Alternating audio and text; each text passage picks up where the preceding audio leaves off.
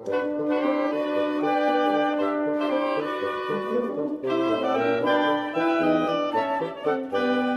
do you turn storyboards and a model into a mammoth mountain that will thrill thousands of visitors a day?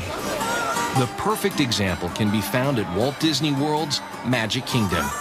It's called Splash Mountain. It puts you smack dab in the middle of a feud between Brer Fox and Brer Rabbit. And then it takes you to the top of the Magic Kingdom and drops you to the watery depths below. It's almost like going through a three-dimensional movie. We've got a beginning, a middle, and an end, and wherever you see the characters in this ride, you see them in their typical poses of their relationships to each other. So the whole story is you're going along, it's, you know, you go through the happy place, you're singing songs. As you progress through the ride, the mood gets a little bit darker, the music changes, the lights come down, the colors get darker. And then all of a sudden, you've almost forgotten the fact that you're going to come around the corner and voila, you're going to go up this drop. And you know that something is about to happen. If you've made it this far, it's too late. You're going to go up and you're going to come down. And when you do, it's a heart-stopping, skin-soaking 52-foot drop. You'll be glad when it's over. Splash Mountain may be the simple story of a wily fox and a curious rabbit, but it was a bear to build.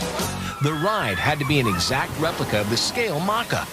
So how do you turn a 1-inch scale model into an 87-foot mountain? Once that model is done and complete and bought off, we will then take it and divide it up into little cubes, put it in a computer, and do an XY axis CAD drawing off of it. This information is sent to a rebar bending machine. This powerful contraption twists and bends rods of steel into cages that will form the skeletal structure of the mountain. Those cages, and there will be thousands of them, then get shipped to the site where there's a major primary structural steel that's been built, and they get welded onto that steel, and a mountain starts to take shape in the form of a frame.